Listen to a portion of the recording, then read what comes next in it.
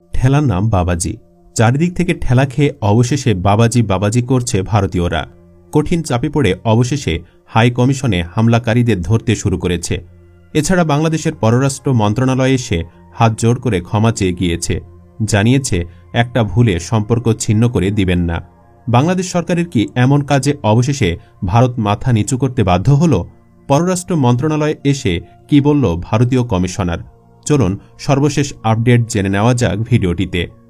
বাংলাদেশের অন্তর্বর্তী সরকারের সঙ্গে বন্ধুত্বপূর্ণ সম্পর্ক বজায় রেখে কাজ করে যাচ্ছে নয়াদিল্লি। কোনো একটি নির্দিষ্ট ইস্যু দিয়ে দুই দেশের সম্পর্ক মূল্যায়ন করা যাবে না। বাংলাদেশের পররাষ্ট্র মন্ত্রণালয়ে বৈঠক শেষে এমন মন্তব্য করেছেন ভারতের হাই কমিশনার প্রণয় ভার্মা। পররাষ্ট্র মন্ত্রণালয়ের জরুরি তলবে বিকেল 4টার দিকে হাজির হন প্রণয় ভার্মা। এর আগে হাসিনা সরকার কোনোদিনও ভারতের হাই কমিশনারকে এভাবে তলব করার সাহস দেখায়নি। তবে এখন তো আর হাসিনার নতজানু সরকার নেই, তাই কোনো পরোয়া না করে জরুরি ভিত্তিতে ভারতীয় হাই কমিশনারকে ডেকে পাঠানো হয়। বৈঠক শেষে 4:45টায় পররাষ্ট্র মন্ত্রণালয়ে সাংবাদিকদের মুখোমুখি হন ভারতের হাই কমিশনার। আগরতলার ঘটনার বিষয়ে জানতে চাইলে প্রণয় ভার্মা বলেন, একটি নির্দিষ্ট ঘটনাকে কেন্দ্র করে দুই দেশের সম্পর্ক আটকে থাকার কোনো কারণ নেই। একটি ইস্যু দিয়ে বাংলাদেশ ও ভারতের সম্পর্ক মূল্যায়ন করা যাবে না। তিনি বলেন, বন্ধুত্বপূর্ণ সম্পর্ক বজায় রেখে শান্তি, নিরাপত্তা এবং উন্নয়নের স্বার্থে এ সরকারের সঙ্গে কাজ করবে ভারত। হাই কমিশনার আরও বলেন, সর্বশেষ 2 মাসে আমাদের পরস্পর সহযোগিতার জন্য ইতিবাচক কিছু উন্নয়ন হয়েছে। আমাদের অনেক ইতিবাচক বিষয় রয়েছে। আমরা অন্তর্বর্তী সরকারের সঙ্গে কাজ করে যাচ্ছি। আমরা সামনে অর্থনীতিসহ বিভিন্ন ক্ষেত্রে একসঙ্গে কাজ করে যাব। সোমবার ত্রিপুরাতে বাংলাদেশের সহকারী হাইকমিশনে উগ্র হিন্দুরা গেট ভেঙে ঢুকে পড়ে এবং পুলিশের উপস্থিতিতে ভাঙচুর চালায়।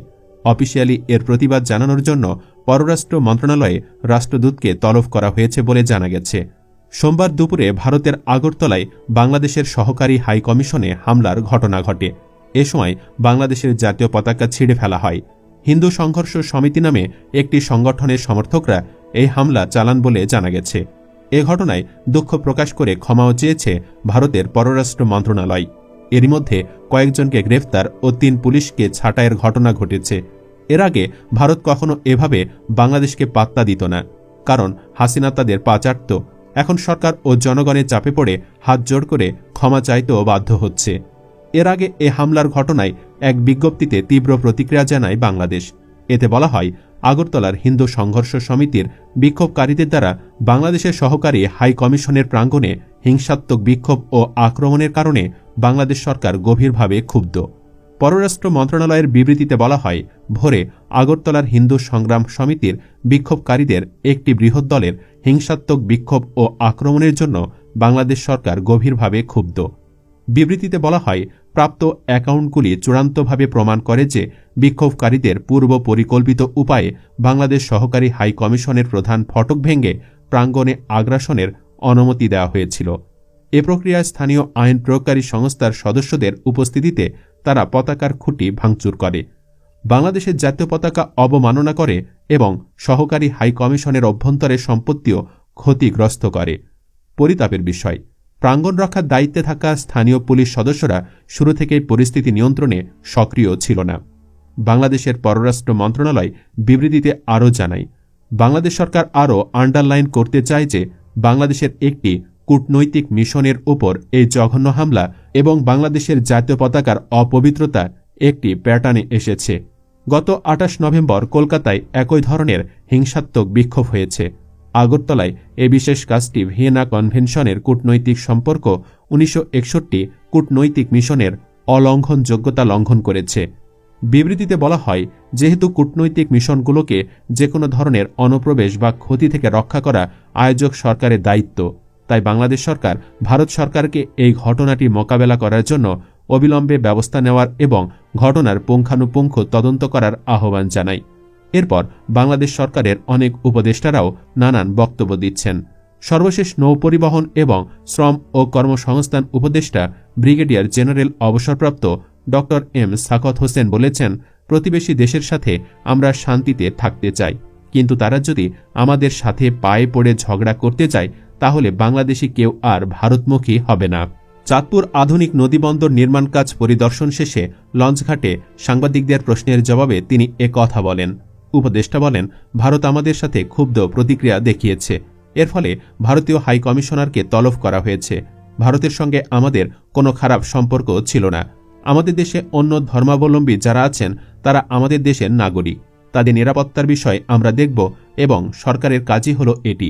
অনেকে তাদের মিডিয়াতে এসে হুমকি দিচ্ছেন, দয়া করে এটি আর করবেন না।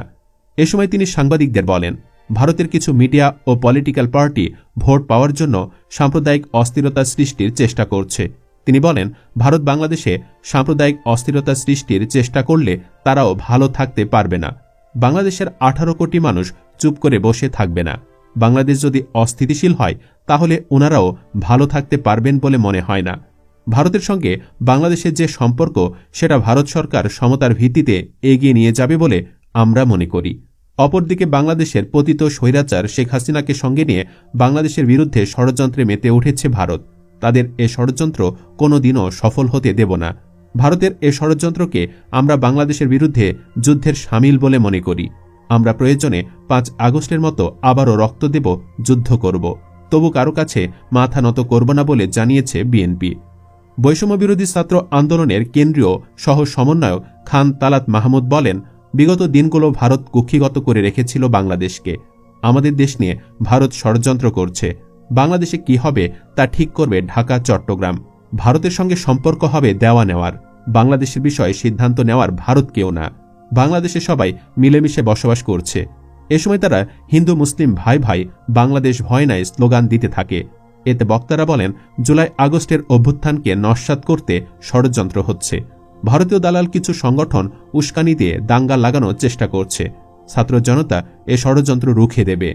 বিক্ষোভ সমাবেশে বৈষম্য বিরোধী ছাত্র আন্দোলনের কেন্দ্রীয় নির্বাহী কমিটির সদস্য রাসেল আহমেদ বলেন, ভারত তার আধিপত্য বিস্তারের জন্য বারবার স্বৈরাচার শেখ হাসিনাকে ক্ষমতায় বসিয়েছে। ভারতের ষড়যন্ত্রে দেশে বিডিআর হত্যা সংঘটিত হয়েছে। ভারত সীমান্তে আমাদের ভাইদের হত্যা করেছে। ফেলানি হত্যার এখনও কোনো বিচার হয়নি।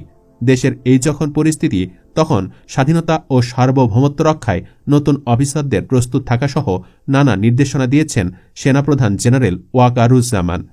চট্টগ্রামে বাংলাদেশ মিলিটারি একাডেমিতে 87তম বিএমএ দীর্ঘমেয়াদী ও 59তম বিএমএ স্পেশাল কোর্সের অফিসার ক্যাডেটদের রাষ্ট্রপতি কুচকাওয়াজ অনুষ্ঠানে এ আহ্বান জানান তিনি। সেনাপ্রধান বলেন, তোমাদের যে কোনো ধরনের চ্যালেঞ্জ গ্রহণে প্রস্তুত থাকতে হবে। সামরিক চেতনা ও মূল্যবোধকে সমুন্নত রাখতে এবং যে কোনো সিদ্ধান্ত গ্রহণের ক্ষেত্রে দেশপ্রেমকে সর্বোচ্চ গুরুত্ব দিতে হবে। তোমাদের সাহসিকতার সাথে সকল পরিস্থিতি মোকাবেলা করতে হবে। প্রধান অতিথির বক্তব্যে সেনাপ্রধান কমিশনপ্রাপ্ত কর্মকর্তাদের যে কোনো সিদ্ধান্ত গ্রহণের ক্ষেত্রে দেশপ্রেমকে সর্বোচ্চ গুরুত্ব দেওয়ার নির্দেশনা দেন।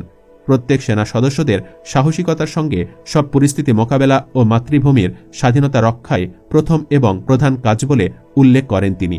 সেনাবাহিনীতে শৃঙ্খলা প্রধান চালিকা শক্তি উল্লেখ করে সেনাপ্রধান বলেন, মাতৃভূমির স্বাধীনতা ও সার্বভৌমত্ব রক্ষাই হবে তোমাদের প্রধান এবং প্রথমতম ব্রত। নবীন কর্মকর্তাদের উপর অর্পিত হবে সেনাবাহিনীর ভবিষ্যৎ নেতৃত্ব। তাই তাদের যে কোনো বিষয়ে চূড়ান্ত সিদ্ধান্ত নিতে নিজের বিবেকের দ্বারস্থ হওয়ার আহ্বান জানান তিনি। সেনাপ্রধানের আহ্বানের দিনে দেশবাসী দাবি তুলেছে, দেশ রক্ষায় কেবল সেনারাই যথেষ্ট নন, পাশাপাশি দেশের জনগণকেও প্রশিক্ষিত করে তুলতে পারে। নেটিজেনদের মতে, ভারতকে চাপে রাখতে দেশের সকল তরুণদের সেনা ট্রেনিং করানো উচিত বাধ্যতামূলকভাবে। দর্শক, আপনিও কি একমত? হ্যাঁ বা না লিখে কমেন্টে জানিয়ে দিন আপনার রায়। এখানেই শেষ করছি। পরবর্তীতে আবারও নতুন কোনো তথ্য নিয়ে হাজির হব নতুন কোনো ভিডিওতে ইনশাআল্লাহ। ধন্যবাদ।